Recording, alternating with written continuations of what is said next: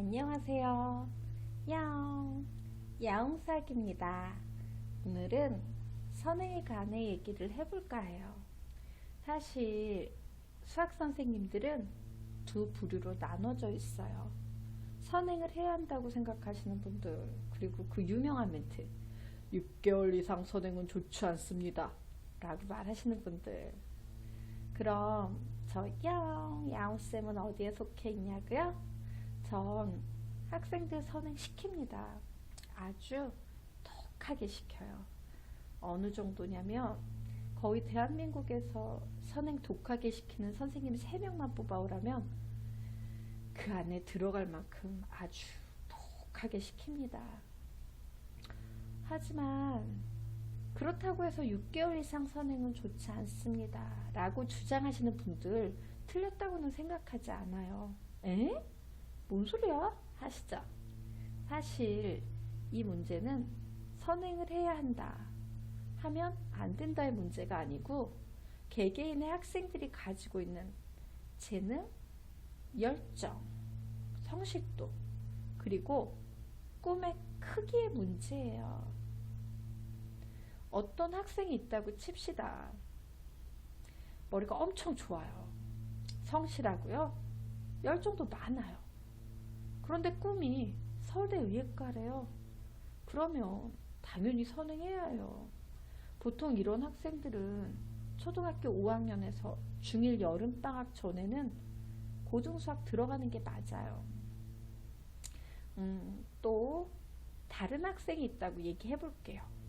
중학도 수학 못 쫓아가는 수학치요. 막 이거 다 어렵다 그러고 돌아서면 까먹고 뭐 이런 친구. 공부 싫어하고요. 열정도 없어요. 성적이 안 나와도 별 관심도 없고 매일 핸드폰만 끼고 살아요.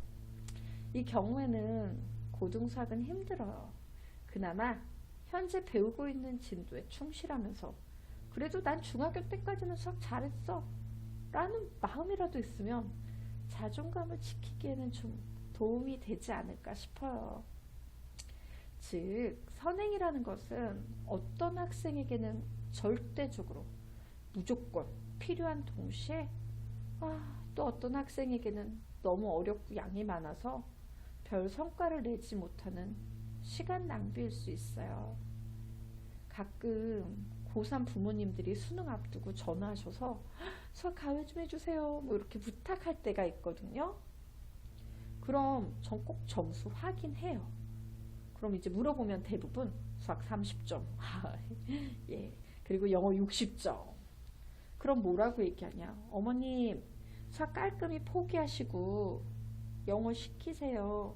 영어는 3달만 빡세게 시켜도 1등급 만들 수 있어요.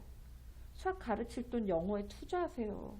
그게 제 생각엔 대입에 더 유리할 것 같아요. 수학 포기하시고 국어, 영어, 사탐 요거 3개 잘 잡으시는 게 낫지 않을까 싶어요. 뭐 이렇게 말씀드려요.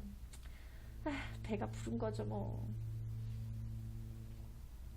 어쨌든 그래서 선행을 결정하실 때는 부모님이나 학생들은 조금 냉정하게 자녀를 그리고 스스로를 관찰해 볼 필요가 있어요.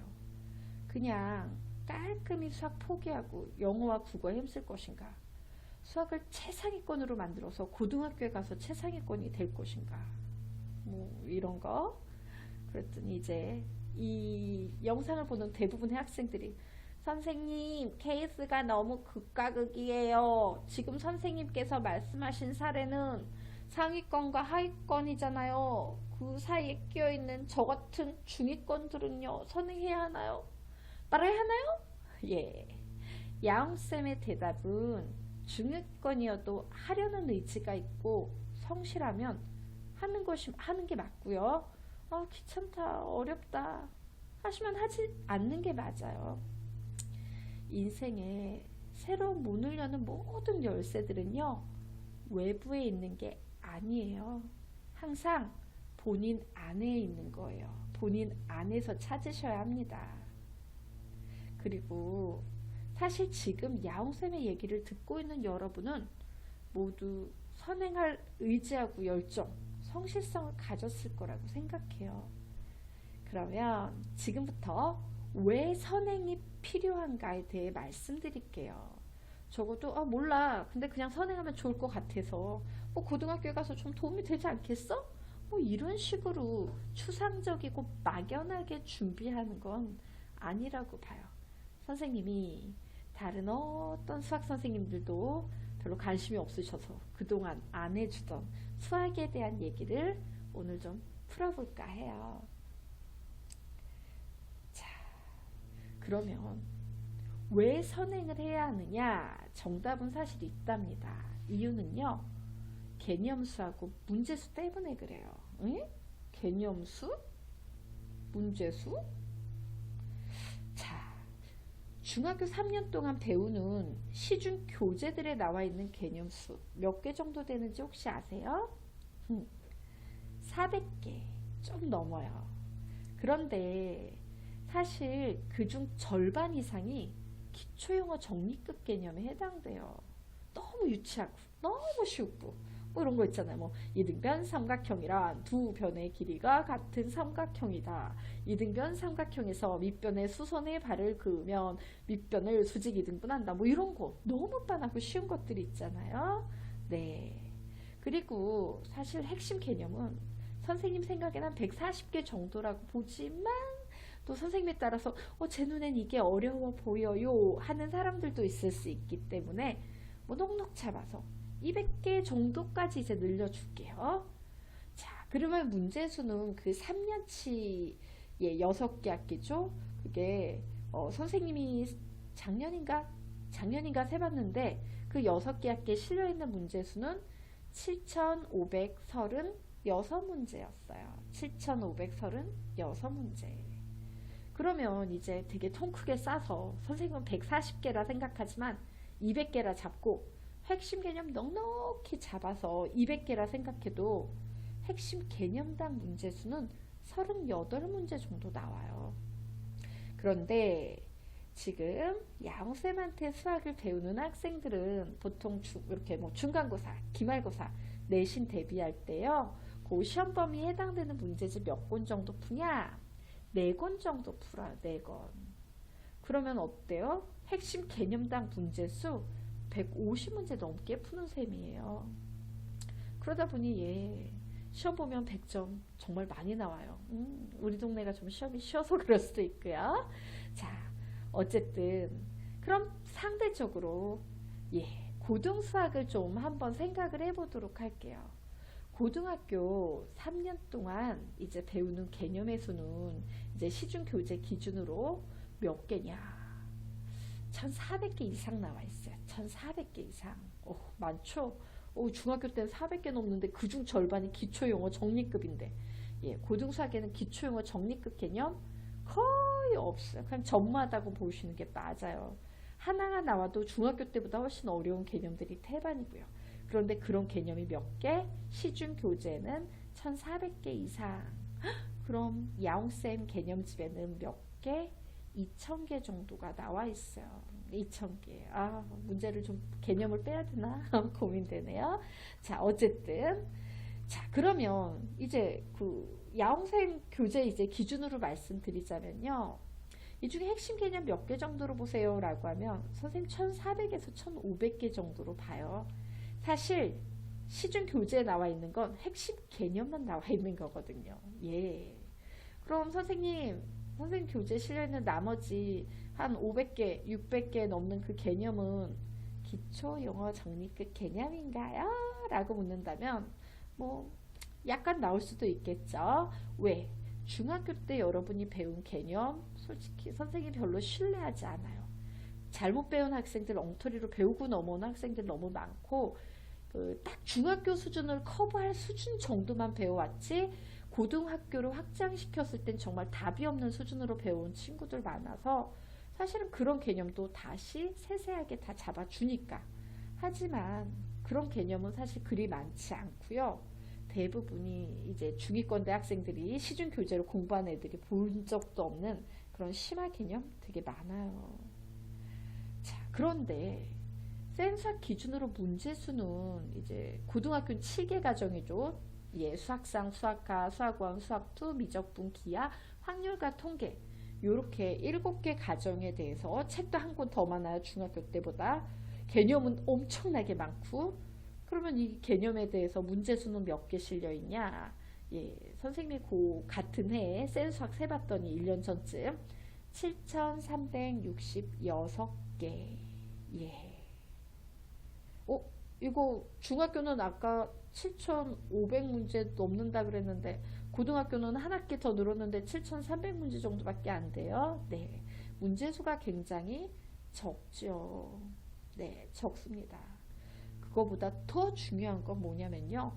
이제 그 문제수를 핵심 개념수로 나눠보는 거지. 그러면 고등학교 때는 몇 개냐? 문제집당 5문제 정도, 5문제 이하로 나와요, 사실은. 선생님, 잠깐만요. 이거 좀 복잡한데, 중학교 때는 핵심 개념이 넉넉 잡아도 200개 정도 잡았을 때, 그 핵심 개념당 문제수 38개 정도로 본다면, 고등학교 때는 개념은 1400, 1500, 7배, 8배 정도 되는데, 심지어 난이도도 더 높은데, 문제수는 5문제 이하라고요? 예. 자, 그래도 이제 막 숫자가 나오니까 또 너무 헷갈려 뭔 소리인지 하나도 못 알아듣겠어요. 꼭 이러실 분들 있죠? 그래서 선생님이 심플하게 좀 강력하게 약간의 과장을 넣어가지고 정리를 해드릴게요. 그냥 이렇게 생각하시면 편해요. 아, 중학교 3년, 고등학교 3년 시간은 똑같은데 개념수는 10배 증가하고 문제수는 10분의 1로 줄어들었구나. 뭐 그냥 이렇게 생각하시면 편합니다. 그러다 보니까 이제 중학교 때 별다른 개념 개념을 배워요 이러는데 사실 시중교재 그냥 구경했어요. 뭐 이 수준에 그치는 경우 많고요. 별다른 개념 없이 중학교 때 150문제 정도씩 풀면서 막 유형 암기하면서 점수 막 100점 나왔어요. 이랬던 친구들이 있죠. 예, 제대로 못 배운 친구들은 고등학교에 가면 성적이 바닥으로 뚝 떨어질 수밖에 없어요.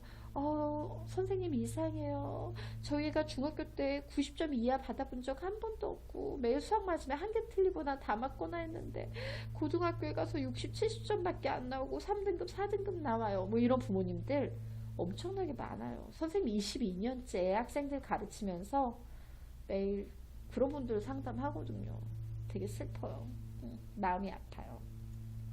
어쨌든 자 이제 선생님 얘기를 듣고 보니까 이게 보통 일이 아니구나. 이게 고등수학이라는 게 수포자가 남의 얘기가 아니구나. 내 얘기가 될 수도 있구나. 위기구나 라고 좀 느껴지나요? 예. 그러면 이제 위기구나 생각하고 끝나면 그럼 바본 거죠. 예, 위기구나 생각했으면 이 위기를 어떻게 극복할 것인가 뭐 이런 생각 좀 해보셔야겠죠. 네. 사실 2가지 방법이 있어요. 우선 첫 번째 방법, 이런 방법이 있을 수 있어요. 중학교 3학년 겨울방학이었어요. 어느 날 길을 걷는데 외계인이 우주선을 타고 나타나서 나를 뿅 하고 잡아갔어. 그리고 이제 내 머리에다가 내 세포를 10배 이상 많이 사용할 수 있는 약물 같은 걸 막 투입해서 그냥 갑자기 머리가 너무 좋아졌어요. IQ가 10배 높아졌어. 내 IQ 60이었는데 600이 됐어. 뭐 이런 거. 예, 게임 끝이죠. 그냥 서울대 가면 됩니다. 그런데 그럴 일은 절대로 있다, 없다? 아직까지는 없는 것 같아요. 자, 그러면 현실성 있는 우리가 실행 가능한 2번째 방법은 뭐냐? 인정하는 겁니다. 난이도도 난이도지만 나는 저 양을 3년 동안 감당해낼 자신이 없다라고요. 그러면 그 순간 길이 보이기 시작합니다. 3년 동안 안 되면 그냥 공부하는 기간을 늘려서 4년 너무 짧아요. 예, 5년, 6년, 7년 공부하면 되지 뭐예요. 자, 그런데 그렇게 공부 기간을 늘리는 방법에는 다시 2가지 방법이 있어요. 앞으로 늘리면 선행, 뒤로 늘리면 재수, 삼수, 사수. 뭘 택하시겠어요? 당연히 선행이죠. 그래서 전 선행이 맞다고 봐요.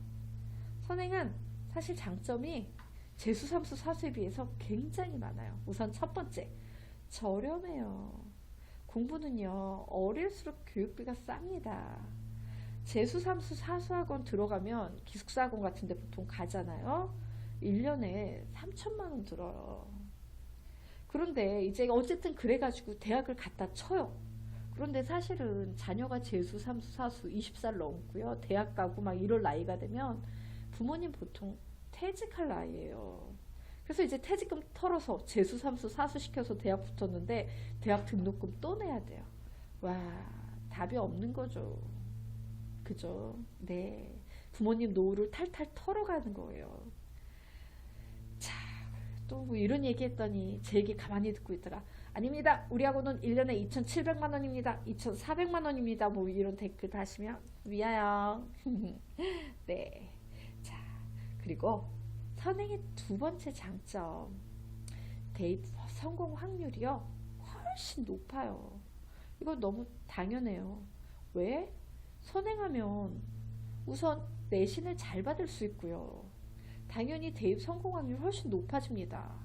예, 수시 지원할 수 있잖아요. 똑같은 시간 공부를 해도 재수, 삼수, 사수하는 학생들은 기본적으로 고등학교 내신 성적이 나쁜 확률이 높아요. 나쁘니까 수시 안 돼가지고 거기 가 있는 거죠. 예. 그리고 제 경험상 꼭 내신 못 받는 애들 있잖아요. 선행 제대로 안 하고 가서 고등학교에 가서 내신 못 받는 애들이 엄마에게 고등학교 1학년 여름방학 지나면 여름방학 되기 전에 보통 기말고사 끝나면 한마디 하죠. 엄마, 난 수시 힘들 것 같아. 나 지금부터 수시를 좀 내려놓고 정시에 힘쓸까 해. 뭐 이런 얘기예요. 그런데 수시에 꺾이면 기가 꺾여버리면 정시에서 성공할 확률도 사실 거의 없어요. 원래 대학은 합격하는 놈이 다 붙고 떨어지는 놈은 다 떨어지는 게 대학이거든요. 고등학교 내내 기가 꺾여 있는데 이제 잘하는 친구들한테 눌려서 그 기운으로 어떻게 그 힘든 입시를 치러내서 성공할 수 있겠어요. 물론 다 실패단은 아니에요.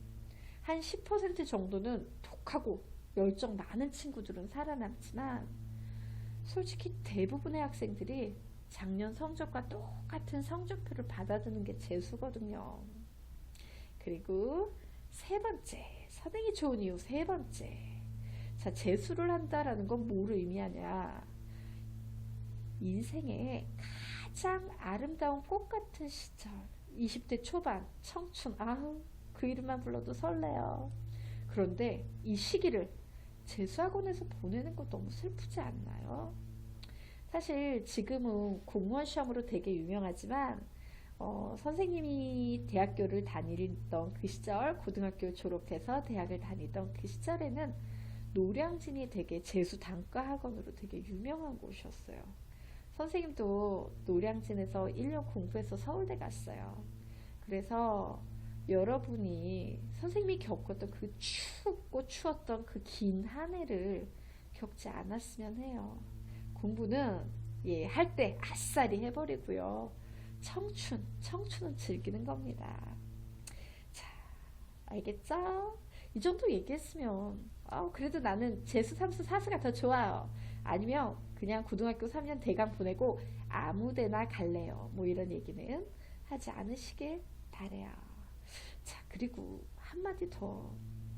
이 얘기를 할까 말까 고민했어요. 개인 상담에서 해요. 왜? 우리끼리 얘기니까. 그런데 이렇게 또 얘기하면 또 꼭 이 얘기 듣고서는 이건 내 얘긴데 기분 나빠 이래가지고 악성 댓글 다시는 분들이 있어요. 선생님 악성 댓글 좀 많이 받아봤어요. 왜?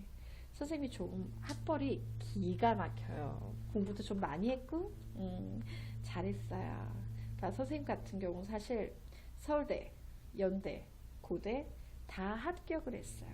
그리고 합격을 해서 다녔던 학교는 연대, 서울대. 그리고 그 중에는 예, 안 다닌 학교지만 고대 같은 경우는 의예과를 합격을 했었어요. 그래서 이제 학생을 가르치는 강사 입장에서 너무 좋은 그 학력이잖아요. 당연히 나한테 이제 득이 되니까 이제 이렇게 실어놔요.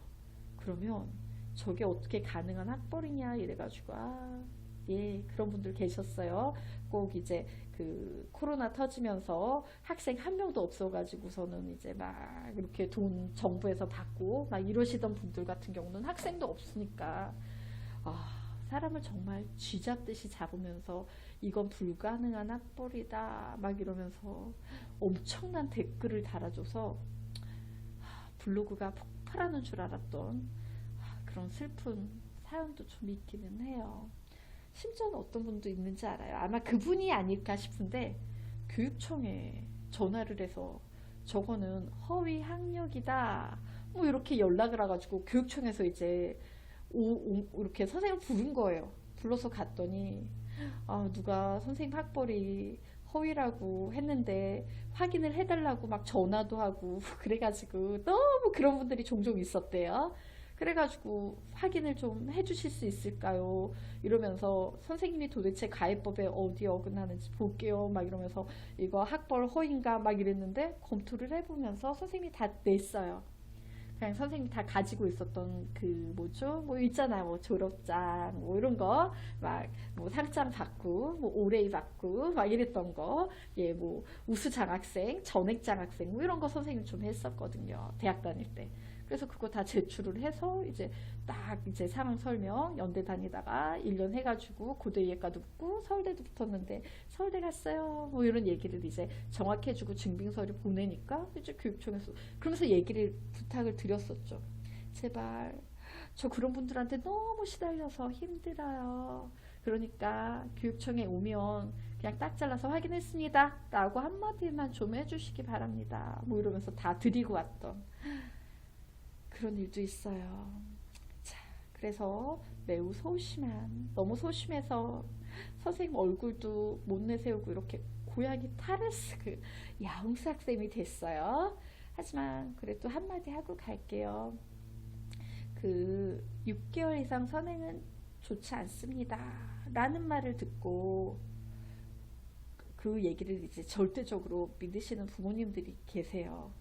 그럼 그분들은 다 언제 수학을 시작하냐면 6개월 이상은 안 좋으니까 고등수학 내내 못하다가 이제 중학교 3학년 여름방학이 되면 그때 고등수학을 시작한답니다. 그런데 솔직히 여름방학이 겨울방학은 아니잖아요. 한 20일도 채 안 돼요.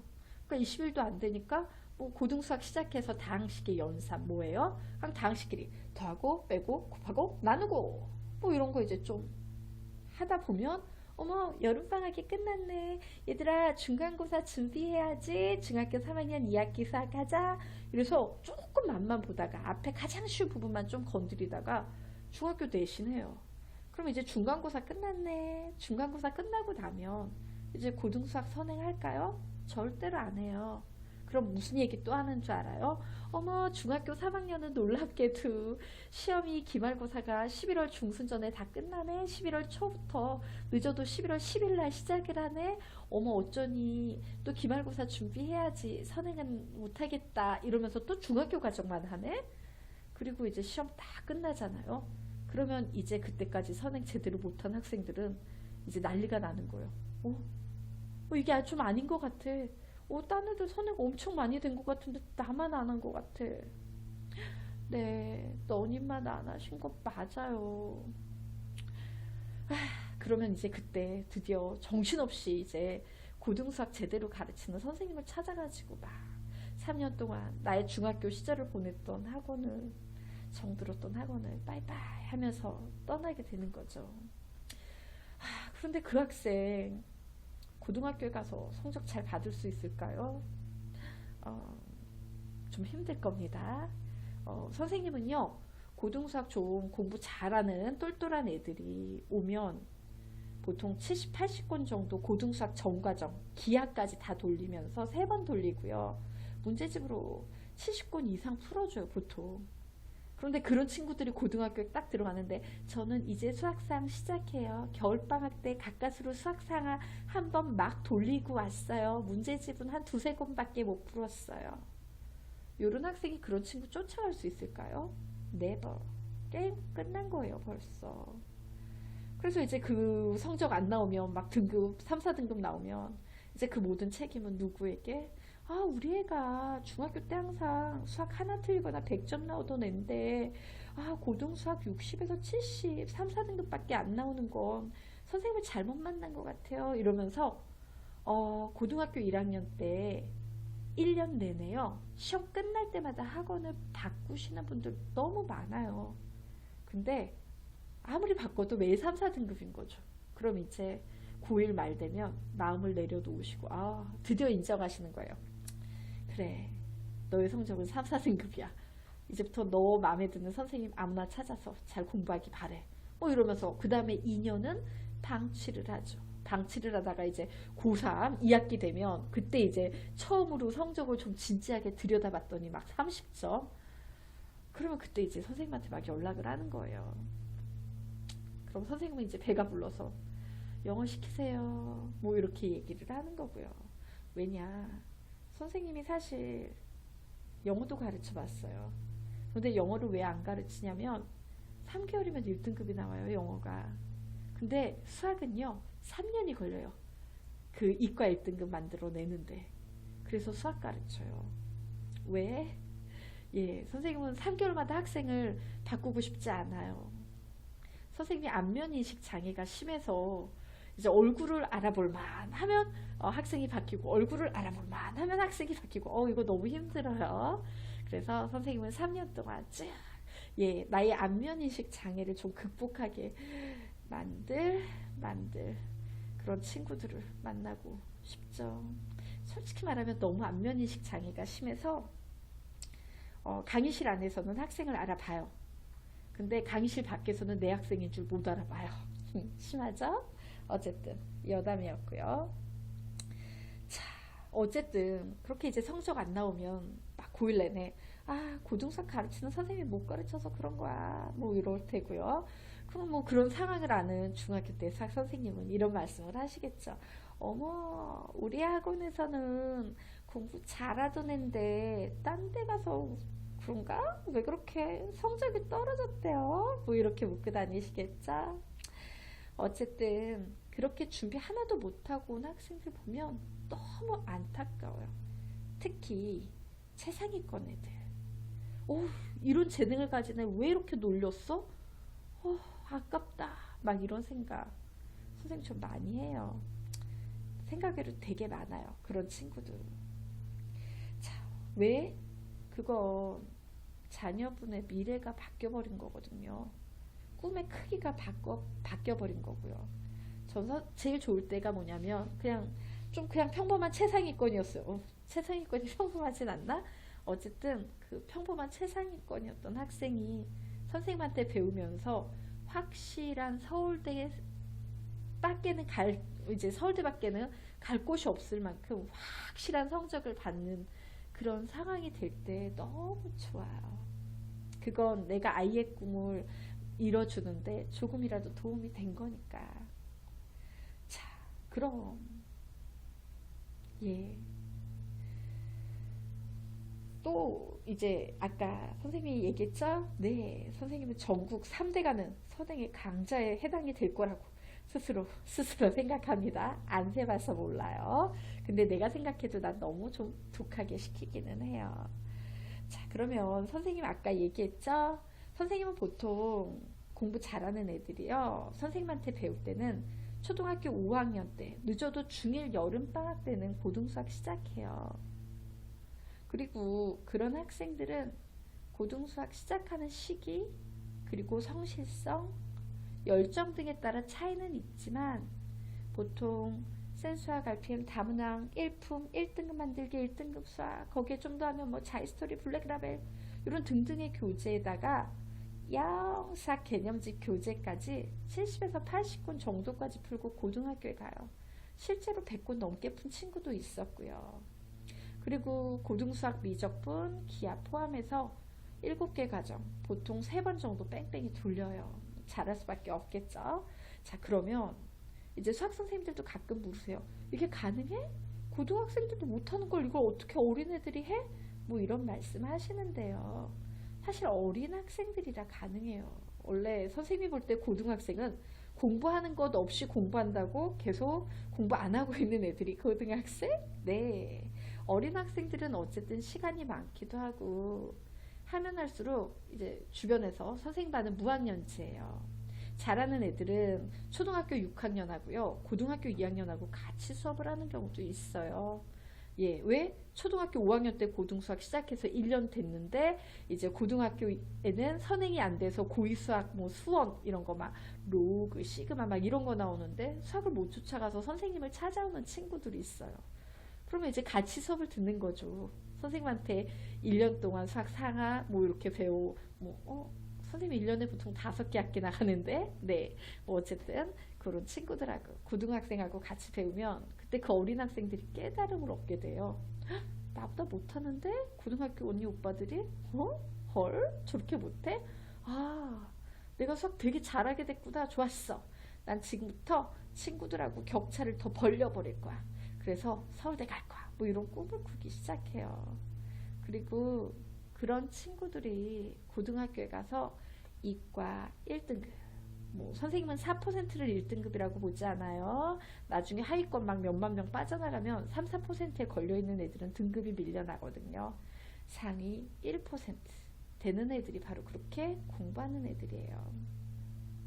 그리고 솔직히 제 수업 듣겠다고 찾아오시는 분들 보통 문제집을 그렇게 많이 풀려주실 수 있어요? 뭐 이런 기대로 오는데 막상 수업 시작하면 문제집이 양이 아니라 제 개념집에 감동받아요.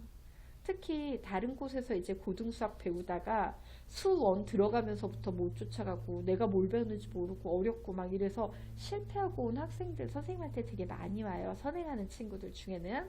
근데 그런 친구들 선생님 수업 듣잖아요. 그럼 머릿속에서 불꽃이 막 펑펑 터지는 감동 같은 거 있죠? 이게 진짜 고등수학이구나. 나 그동안 뭐 배운 거야? 막 이래서 100이면 100 전부 다요. 수학 1, 수학 2 배우러 온 친구들이 수학 상하를 다시 배워요. 왜? 자기가 이제 얼마나 아는 게 없고 무식한지 그때 확 깨닫게 된 거죠. 너무 자랑이 심했나? 부끄럽다. 자, 어쨌든 만약에 궁금해. 도대체 이 선생님 어떻게 이런 말을 막 이렇게 용감하게 내뱉지? 궁금하시면 이 세상 어디도 없던 이 야옹수학 한번 체험해보세요.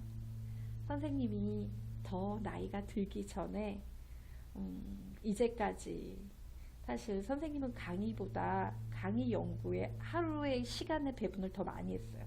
보통 강의를 2시간 한다 그러면 6시간 정도는 그냥 그 2시간을 위한 강의 교재를 구성하고 만들고 연구하고 뭐 그런 사람이에요. 그래서 사실 수업 그리 많이 안 해요. 예. 그렇다고 부모님들 노는 줄 아는데 엄청나게 일합니다. 남편이 보면 참 돈 안 되는 일을 열심히 한다. 뭐 이러는 그 정도로 그냥 공부하는 거 좋아하는 사람이에요. 가르치는 것도 좋겠지만 혼자서 공부하는 거 참 즐기는 사람. 그런 선생님이 이제 더 나이가 들기 전에 22년 동안 선생님이 가르치면서 만들어 왔던 개념들 공개하려고 해요. 아마 선생님 수학은 사실 수학 선생님들이 더 좋아하기 때문에 막 환장해요. 이렇게 가르치면 되겠구나. 뭘 가르칠지 몰랐는데 막 이러면서 환장하기 때문에 생각을 했었어요. 애들한테 팔지 말고 나의 강의를 선생님들한테 팔면 완전 좋아하겠다. 뭐 이런 생각을 좀 한 적도 있었는데요. 아닌 것 같아요. 많은 사람하고 나누는 거 맞는 것 같아요. 어쨌든 체험해 보시기 바랍니다. 자, 긴 얘기 들어주시거라 감사했어요. 안녕. 바이바이. 안녕. 안녕.